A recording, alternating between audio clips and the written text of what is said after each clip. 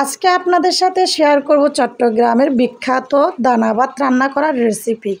তো আজকে তো মুহররমের 10 তারিখ না, আজকে হচ্ছে 11 তারিখ। তাহলে আজকে কেন আবার দানা ভাত রান্না করা হচ্ছে? আসলে আমার শাশুড়ি ছোট দেবরের সাথে খাই, তো আমি হচ্ছি আমার শাশুড়িকে আজকে ভাতের দাওয়াত করছি সেজন্য।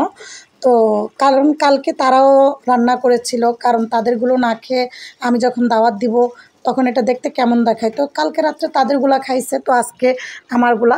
তো সেই জন্য আমি সব কিছু রেডি করে নিয়েছি। আমার কাঁচামরিচ ঘরে নেই, সেজন্য গাছ থেকে কাঁচামরিচ তুলে আনতে গেছি। তো গাছ থেকে কাঁচামরিচ তুলে আনি, আমি আপনাদের সাথে A to Z সব কিছু শেয়ার করব। তার আগে বলতেছি, যারা আমার ভিডিও ভালো লাগে তারা হচ্ছে একটু বেশি বেশি করে শেয়ার করে দিবেন। তো এই বছর দানা ভাতের রেসিপিটা যদি দিয়ে রাখি, ইনশাল্লাহ আগামীবার আমার মতো করে অনেকেই দানা ভাতটা শর্টকাটভাবে রান্না করতে পারবে। তো সব কিছু আমি রেডি করে নিয়েছি। এখানে কিন্তু আমি ঘি গরম করতে দিয়েছি। তো এই যে দেখেন, এই ঘিটা খাওয়ার ঘি। তো সেইখানে আমি সয়াবিন তেলও মিক্স করেছি। তো এখন দানাগুলো আমি ধুয়ে রেখেছি, দানাগুলোকে তেলে ভেজে নিব যাতে কাঁচা ভাবটা না থাকে, খেতে খুব সুবিধা হয়। এর পর্যায়ে পেঁয়াজ কুচি, লবঙ্গ, এলাচ, দারুচিনি, তেজপাতা সব কিছু দিয়ে আবারও নাড়াচাড়া করে ভেজে নিচ্ছি।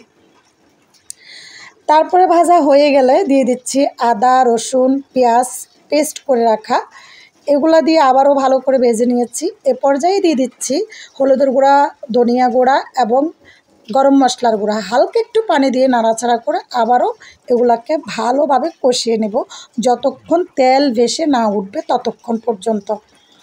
তো এ পর্যায়ে দেখতে পারতেছেন আমার ভাজাভাজি শেষ। এখন দিয়ে দিচ্ছি কাঁচামরিচ আর পোলাও পাতা, সব কিছু দিয়ে আবারও নাড়াচাড়া। তো এখন লাগবে কি চাউল। তো আমি আমার সংসারের প্রয়োজন অনুযায়ী চাল মেপে নিয়েছি। তো এগুলাকে ধুয়ে দিয়ে দিলাম তেলের মধ্যে এবং মশলার মধ্যে। ভালো করে এখানে আমি চালগুলাকে ভেজে নিব।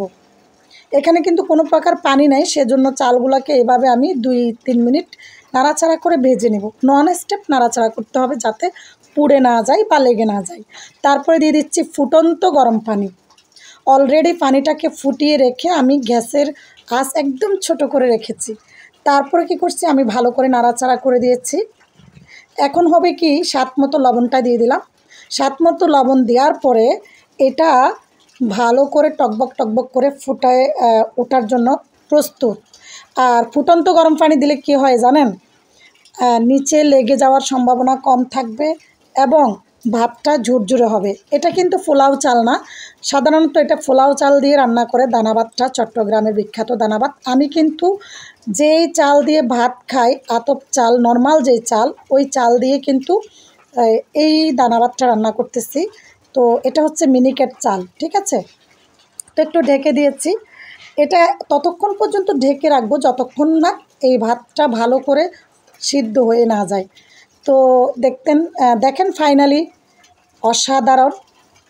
তো ভিডিও কেমন লেগেছে অবশ্যই কমেন্ট করে জানাবেন, বেশি বেশি শেয়ার করবেন।